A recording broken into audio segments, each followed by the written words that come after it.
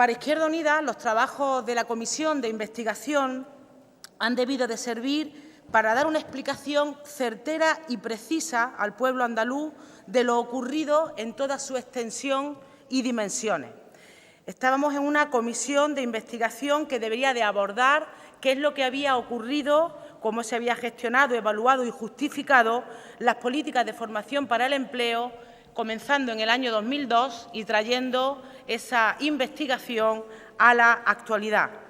Por lo tanto, esa explicación certera al pueblo andaluz de qué es lo que había ocurrido en toda su extensión y dimensión, poner los mecanismos para que nada parecido vuelva a ocurrir en nuestra tierra y, por supuesto, recuperar hasta el último céntimo de euro defraudado.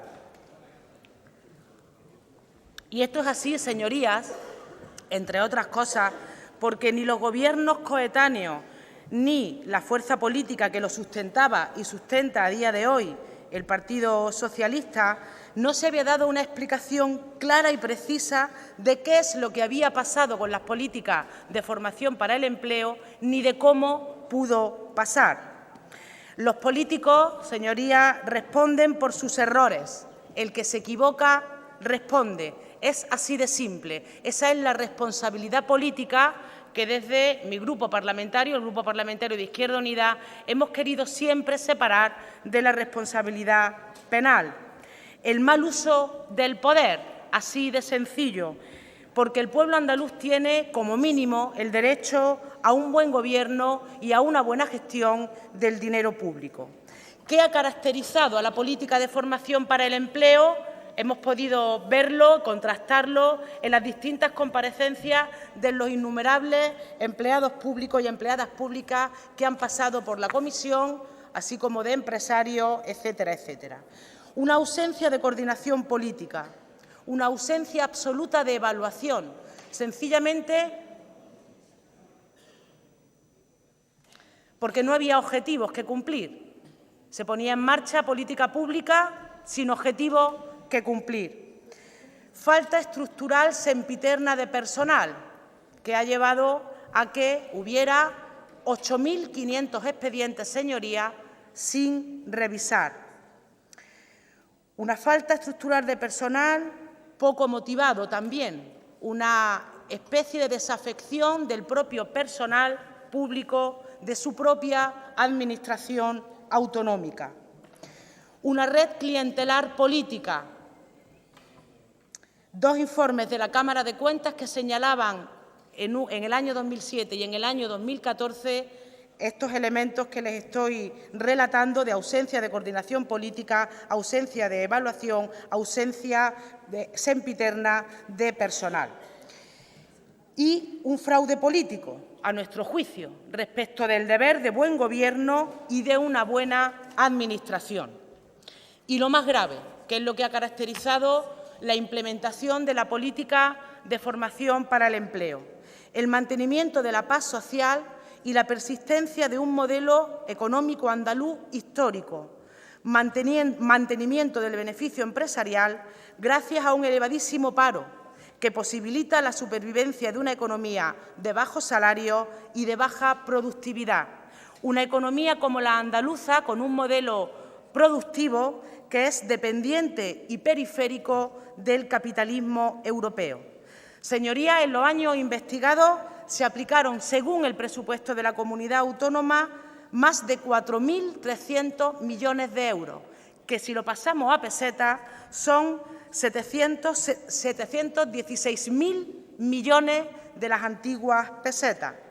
Y si vamos al Estatuto de Autonomía, en el artículo 157, cuando dice el Estatuto qué debe ser la actividad económica, a qué debe de estar enfocada, dice que la actividad económica estará orientada al desarrollo sostenible, que en Andalucía, desgraciadamente, no lo conocemos. Hemos formado parte de la burbuja inmobiliaria y de la burbuja de la infraestructura innecesaria como cualquier otra comunidad.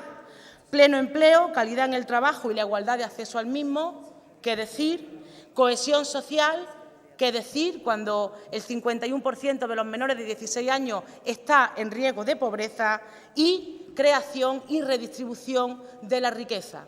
Un mal gobierno que desde luego no ha cambiado el modelo productivo ni ha orientado la política económica a que Andalucía dejara atrás ese modelo dependiente y periférico. La implementación de las políticas de formación para el empleo se ha hecho en la misma consejería que al mismo tiempo estaba aplicando la política de los ERE, de todos conocida, y en el mismo proceso histórico de desindustrialización de este país, pero también de esta comunidad autónoma. Se estaban perdiendo empleo en la industria fijo y estable, desmantelando esa industria por un modelo de privatización de la economía de servicios. Bajo salario, baja productividad, pero eso sí, mantenimiento del beneficio empresarial. Señorías, del año 81 al año 2015, la media de desempleo en Andalucía se sitúa en el 26,7%. Hoy tenemos 1.120.000 andaluces y andaluzas que, teniendo derecho al trabajo, no lo tienen. ¿Qué propuesta es la que nos ofrece las políticas de formación para el empleo? Pues una propuesta ideológica, fruto de la gran transformación que ya describió, entre otros, Polanyi, la gran transformación capitalista que comienza en 1970. Y dos son las palabras mágicas: empleabilidad y activación. Empleabilidad significa ni más ni menos que trasladar la responsabilidad de su situación de desempleo a la persona desempleada, porque no se adapta a las necesidades de la empresa. Y activación significa que las personas debemos de tener una situación proactiva, o lo que es lo mismo, el metamensaje de que hay hombres y mujeres que prefieren recibir el subsidio a trabajar. Ayer mismo una empresa archiconocida, Google, hacía un anuncio para que las personas desempleadas se activasen procurándose su propio empleo. Y esto entra directamente con Maastricht y entra con la Estrategia Europea de Empleo, cuyo principal instrumento eran que las políticas de formación para el empleo iban a conseguir el pleno empleo. Y, sin embargo, las políticas activas de empleo, cuando se pusieron en Suecia por primera vez en marcha, se hacía en un país que el paro no llegaba ni al 2% y era un paro absolutamente anecdótico, porque la gente encontraba empleo con relativa facilidad. Señorías, con 1.120.000 hombres y mujeres que no tienen derecho al empleo, ¿cuántos cursos de formación hay que dar para que esa gente tenga empleo? ¿Cuántas mujeres conocemos que han pasado por 1 o 2 cursos de formación y que hoy están limpiando casas? Señorías, hablamos de la responsabilidad política, y la responsabilidad política para Izquierda Unida llega hasta la actual presidenta del Gobierno, no se queda en Chávez y en Griñán, y también llega hasta el actual consejero de Empleo.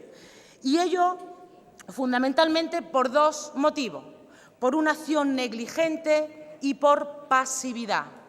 Una acción negligente que viene contrastada por el informe del Interventor General de diciembre del año 2015, cuando dice que las recomendaciones puestas en los informes provinciales de cada uno de los interventores provinciales no se han llevado a efecto, están sin concluir. Y eso se eleva en diciembre del año 2015, donde la responsabilidad máxima del Gobierno es la de la presidenta Susana Díaz y, lógicamente, del consejero de Empleo al que le tocan. Por lo tanto, consideramos que hasta ahí deben de llegar las responsabilidades políticas y no compartimos, bueno, pues hasta dónde se queda el dictamen que sale de la comisión. Tampoco compartimos, y lo volvemos a plantear, que haya documentos o trabajos de otras personas completos copiados en el informe del dictamen, que tienen política, que tienen ideología, y es la ideología neoliberal. Y termino con las recomendaciones. El Partido Popular aprobó en la legislatura pasada la Ley de Formación Profesional para el Empleo, que lo que hace es profundizar en la individualización de las relaciones laborales y profundizar en un modelo neoliberal. Nosotras queremos abrir un debate público de para qué debe de servir la formación profesional para el empleo. Nada más. Gracias, señoría.